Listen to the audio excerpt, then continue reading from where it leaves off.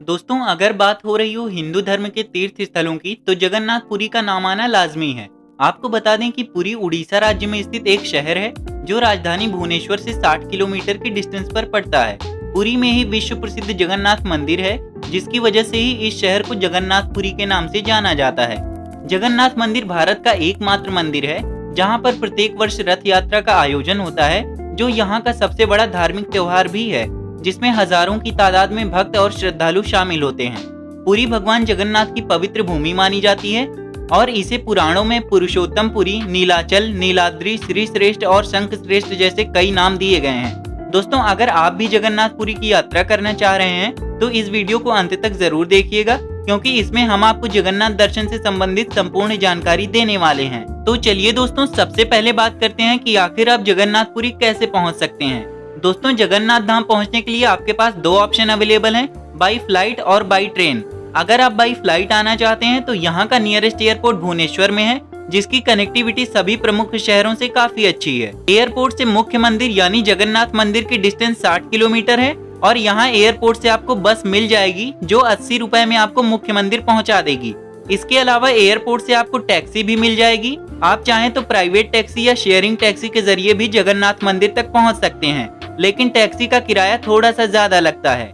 दोस्तों, दूसरा ऑप्शन आपके पास है बाई ट्रेन। अगर आप बाई ट्रेन जगन्नाथ आना चाहते हैं तो यहाँ का नियरेस्ट रेलवे स्टेशन पुरी में ही है, जो देश के सभी मेजर रेलवे स्टेशन से वेल कनेक्टेड है। लेकिन अगर फिर भी आपके शहर से पुरी के लिए डायरेक्ट ट्रेन नहीं मिलती है तो आप भुवनेश्वर आ जाइए और यहाँ से ट्रेन चेंज करके या फिर बस के जरिए आप मुख्य मंदिर तक पहुँच सकते हैं।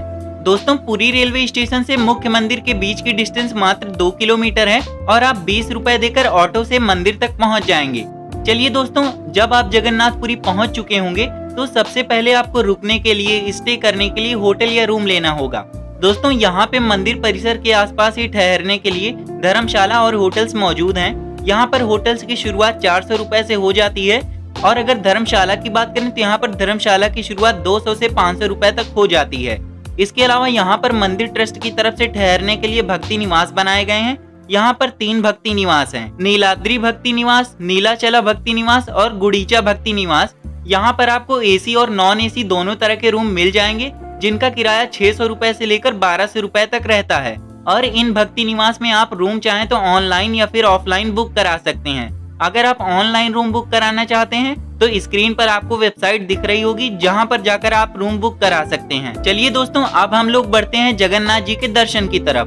दोस्तों, दर्शन करने से पहले आपको मंदिर से 2 किलोमीटर दूर पर स्थित पुरी बीच है और यहाँ पे स्नान करना है। पुरी बीच पे आप समुद्र के खारे पानी से स्नान करेंगे, साथ ही साथ आप यहाँ कैमल राइड भी कर सकते हैं और यहाँ का मशहूर नारियल पानी भी पी सकते हैं और यहाँ पे आप सनसेट और सनराइज का बेहद सुंदर नजारा भी देख सकते हैं। चलिए दोस्तों, अब आप पुरी बीच में स्नान करने के बाद मुख्य मंदिर जाएंगे दर्शन के लिए। दोस्तों, दर्शन करने से पहले आपको अपना मोबाइल, कैमरा इत्यादि अपने होटल या रूम में ही रख देना है, क्योंकि मंदिर के अंदर किसी भी तरह की इलेक्ट्रॉनिक डिवाइस ले जाने की इजाजत नहीं है। दोस्तों, जब आप मंदिर परिसर के पास आएंगे तो आपको चारों दिशाओं में 4 गेट दिखेंगे, लेकिन जो मुख्य प्रवेश द्वार है वो है सिंह द्वार, जिससे आपको प्रवेश करना है।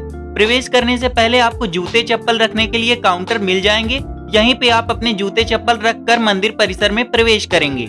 दोस्तों, जगन्नाथपुरी में बहुत ज्यादा लंबी लाइन नहीं लगती है और आप 1 से 1.5 घंटे में दर्शन कर लेंगे।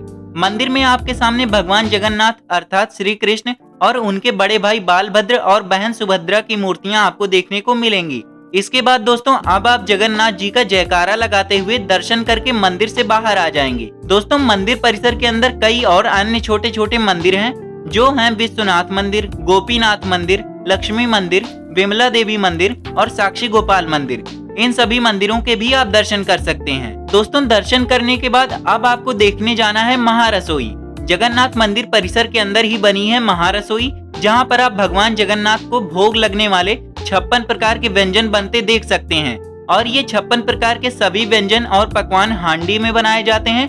तो आप महारसोई को जरूर देखिए। इसे देखने के लिए आपको 5 रुपए का टिकट लेना पड़ता है। उसके बाद आप महारसोई देख सकते हैं। आपको रसोई के अंदर जाने की अनुमति नहीं है, लेकिन आप बाहर बाउंड्री से इसे देख सकते हैं।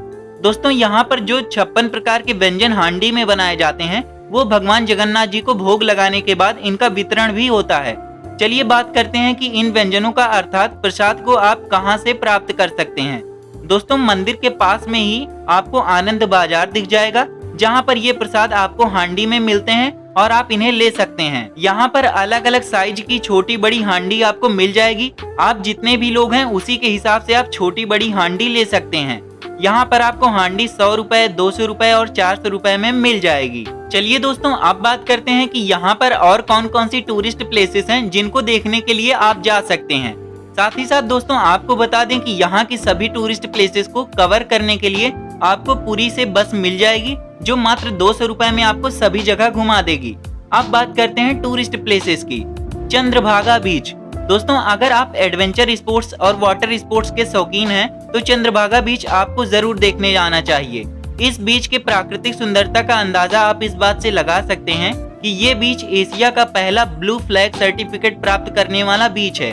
इस बीच के बारे में एक और मान्यता है कि कृष्ण के पुत्र सांबा को कोढ़ रोग हो गया था, जिसे ठीक करने के लिए उन्होंने चंद्रभागा नदी के किनारे सूर्य देवता की आराधना की थी।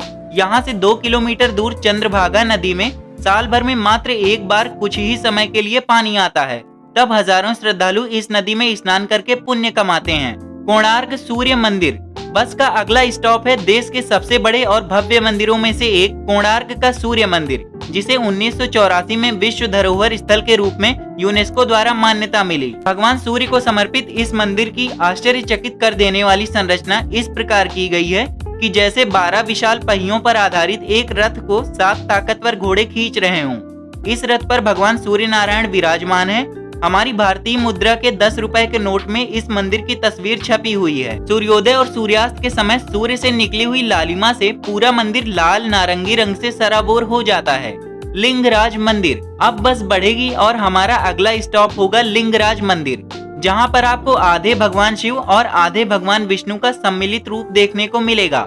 आपको अपनी जगन्नाथ धाम यात्रा को पूर्ण करने के लिए इस मंदिर के दर्शन करना आवश्यक है। यहाँ पर आने से पहले आपको जूते, चप्पल, मोबाइल, कैमरा इत्यादि बस में ही उतार के आना होगा। पुराणों के अनुसार देवी पार्वती ने यहीं पर लिट्टी और वसा नाम के 2 राक्षसों का वध किया था, और इसके बाद जब देवी पार्वती को प्यास लगी तो भगवान शिव ने एक सरोवर बनाया और उसमें सभी पवित्र नदियों का आवाहन किया। यही बिंदु सागर सरोवर लिंगराज मंदिर के निकट स्थित है। धौलागिरी हिल्स। हमारा अगला स्टॉप है धौलागिरी हिल्स, जो भुवनेश्वर से 8 किलोमीटर की दूरी पर स्थित एक शांत स्थल है। इसी धौलागिरी पहाड़ी पर कलिंग साम्राज्य और मौर्य साम्राज्य का विशाल युद्ध हुआ था, जिसके भीषण रक्तपात से दुखी होकर सम्राट अशोक ने बौद्ध धर्म अपना लिया था। यहाँ पर शांति स्तूप भी स्थित है, जहाँ पर भगवान बुद्ध के पैरों के निशान वाले पत्थर और बोधि वृक्ष मौजूद है। यहाँ पहाड़ी पर अशोक के शिलालेख भी उत्कीर्ण किए गए हैं। उदयगिरी और खंडगिरी। धौलागिरी हिल्स के बाद बस का अगला स्टॉप है उदयगिरी और खंडगिरी, जो भुवनेश्वर से करीब 6 किलोमीटर की दूरी पर स्थित है। इन दोनों पहाड़ियों में कई गुफाएं हैं जो जैन भिक्षुओं और खारवेल राजा के कारीगरों द्वारा बनाई गई थी। उदयगिरी में 18 गुफाएं और खंडगिरी में 15 गुफाएं हैं। यहाँ की गुफाओं की दीवारों में हाथी की मूर्तियाँ और सीता हरण की घटना उत्कीर्ण की गई है। Nandan Kanan national park. दोस्तों, बस का अंतिम स्टॉप है नंदन कानन नेशनल पार्क। यहाँ पर आप 126 प्रजाति के जंगली जानवर और बहुत से दुर्लभ पेड़ पौधों को देख सकते हैं। नंदन कानन विशेष रूप से सफेद बाघ या बंगाल टाइगर के लिए प्रसिद्ध है। ध्यान रहे, नंदन कानन सोमवार यानी मंडे के दिन क्लोज रहता है, इसीलिए आप सोमवार को सफर पर ना निकलें। चिल्का लेक। चिल्का झील भारत की सबसे बड़ी झील है। चिल्का झील जाने के लिए आपको अलग से एक दिन पहले ही बस का टिकट बुक करना होगा। जगन्नाथ मंदिर से चिल्का झील की दूरी करीब 35 किलोमीटर है और बस का टिकट 150 रुपए का पड़ता है और आप 2 घंटे में चिल्का झील पहुंच जाएंगे। झील के किनारे आपको एक बोट बुक करनी होगी, जिसमें कॉमन बोट का किराया 250 रुपए पर पैसेंजर है और एक बोट में 15 से 18 लोग बैठते हैं। लगभग 90 मिनट के बोट में सफर करने के बाद अब आप पहुंच चुके होंगे डॉल्फिन व्यू पॉइंट पर। जैसे ही पानी में डॉल्फिन की हलचल होती है, सभी नाव स्पीड बढ़ाकर उसी तरफ भागने लगती हैं। यहाँ पर आप समुद्र में गोते लगाती हुई डॉल्फिन को देख सकते हैं। कुछ देर बाद बोट आपको एक आइलैंड पर उतार देगी। इस आइलैंड पर 40 मिनट का स्टॉप रहेगा। यहाँ पर आपको चिल्का झील और समुद्र का बेहद सुंदर संगम देखने को मिलेगा। तो दोस्तों, ये थी जगन्नाथ मंदिर के आसपास स्थित कुछ प्रमुख टूरिस्ट प्लेसेस जहां पर आप जा सकते हैं। चलिए अब बात करते हैं कि जगन्नाथपुरी आपको कब जाना चाहिए, कौन से मौसम यहां जाने के लिए बेस्ट रहेगा। दोस्तों गर्मियों में यहाँ ह्यूमिडिटी या उमस बहुत ज्यादा रहती है, इसीलिए यहाँ आने का बेस्ट टाइम नवंबर से मार्च तक रहता है। लेकिन अगर आप यहाँ रथ यात्रा को देखना चाहते हैं तो आपको जुलाई में यहाँ आना चाहिए। चलिए अब बात करते हैं कि जगन्नाथपुरी की यात्रा हमें कितने दिनों की बनानी चाहिए और यहाँ पर हमारा कुल कितना खर्चा होने वाला है। दोस्तों जब भी आप पुरी दर्शन का प्लान बनाएं तो कम से कम 3 दिन का समय जरूर निकालें। पहले दिन जगन्नाथ मंदिर और पुरी बीच के दर्शन कीजिए। दूसरे दिन पर्यटन बस से आप चंद्रभागा बीच, कोणार्क, सूर्य मंदिर, लिंगराज मंदिर, धौलागिरी आदि जगहों को देखिए और तीसरे दिन आप चिल्का झील और डॉल्फिन देखने के लिए जाइए। चलिए अब बात करते हैं कुल खर्चे की। दोस्तों 3 दिन की पूरी यात्रा में आपका होटल का खर्चा 1500 रुपए, फूड का खर्चा 1500 रुपए और लोकल ट्रांसपोर्ट का खर्चा 1000 रुपए हो जाएगा। तो इस प्रकार आपका पूरी यात्रा में 3 दिन के लिए टोटल बजट 4000 रुपए के आसपास रहेगा और इतने में आपकी पूरी यात्रा हो जाएगी। तो दोस्तों ये थी पूरी यात्रा या जगन्नाथपुरी यात्रा से संबंधित कंप्लीट इन्फॉर्मेशन। उम्मीद करते हैं आपको वीडियो पसंद आई होगी। अगर आपको वीडियो पसंद आई है तो वीडियो को लाइक करके चैनल को भी सब्सक्राइब कर लीजिए, जिससे आपको आगे भी ऐसी ही इंफॉर्मेटिव वीडियोस देखने को मिलती रहें।